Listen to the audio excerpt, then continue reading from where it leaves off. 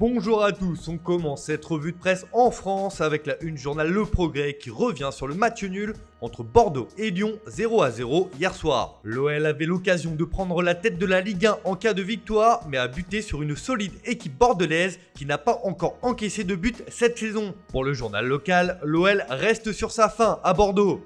Face à des Girondins craintifs et regroupés, les hommes de Rudy Garcia ont manqué une belle occasion de remporter un succès précieux. Aouar a eu la balle de match, mais a trouvé le poteau, résume le journal. L'OL est 4ème au classement avec 4 points, alors que Bordeaux conserve sa 2ème position avec 5 unités. On traverse la Manche où 48 jours plus tard, la Première Ligue est de retour ce samedi. Et c'est un promu qui affronte le champion en titre pour ouvrir cette nouvelle saison. Mais ce n'est pas n'importe quelle équipe qui affronte Liverpool. C'est le Leeds United de Marcelo Bielsa. L'entraîneur argentin fait d'ailleurs la une du Guardian avec ce titre complètement câblé. Le brillant cerveau de Bielsa ramène Leeds sur le devant de la scène. Et c'est toute l'Angleterre qui trépigne d'impatience de voir ce choc face aux Reds de Jürgen Klopp. Une opposition de style qui laisse entrevoir de belles promesses pour ce premier match de la saison. Pour le Daily Telegraph, Klopp fait le vœu de donner à Leeds un baptême de feu. Cette arrivée de Marcelo Bielsa en Première Ligue fait aussi le gros titre en Argentine où ses débuts sont attendus comme l'indique le journal Clarín sur sa une.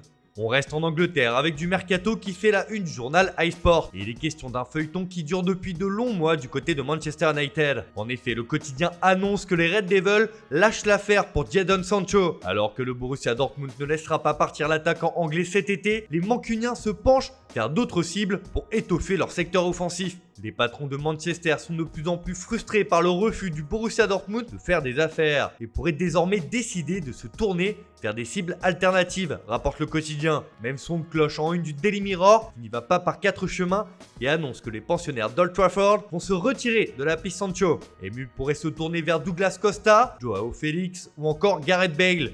Affaire à suivre. Direction l'Espagne, où là aussi le championnat local reprend ses droits ce samedi. En effet, 3 matchs de Liga sont au programme. Eibar, Celta Vigo, Grenade, Athletic Bilbao et Cadiz, Osasuna. Mais ce n'est pas ce qui fait la une journal AS qui s'enflamme de la prise de pouvoir de la jeune génération cet été dans tous les clubs de la péninsule. Pour le quotidien, c'est le 5e virus. Un coup de poing des jeunes cracks de plusieurs équipes met l'accent sur cette 90e Liga qui débute aujourd'hui sans public ni de grandes signatures. Le Real Madrid et 7 autres clubs n'ont pas dépensé un seul euro pour améliorer leur équipe. Un changement de cap qui ne passe pas inaperçu de l'autre côté des Pyrénées. Du côté de Barcelone, c'est le premier match amical de l'ère Ronald Koeman qui est attendu. Pour le journal Sport, les troupes de l'entraîneur néerlandais sont en marche. Une rencontre face à Nastic dans laquelle le technicien va aligner une équipe différente dans chaque mi-temps. Il joue comme il s'entraîne. Je suis très content du niveau affiché depuis 2 semaines, a-t-il confié. Et on termine ce tour de la presse en Italie où le mercato bat son plein.